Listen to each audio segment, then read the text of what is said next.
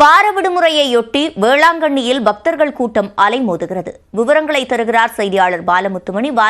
முழுமையான விவரங்கள். சிவரஞ்சனி, உலக புகழ்பெற்ற வேளாங்கண்ணி புனித ஆரோக்கிய எண்ணெய் பேராலயத்திற்கு வார விடுமுறையை முன்னிட்டு வரக்கூடிய சுற்றுலா பயணிகளின் எண்ணிக்கை அதிகரித்துள்ளது என்று கூறலாம்.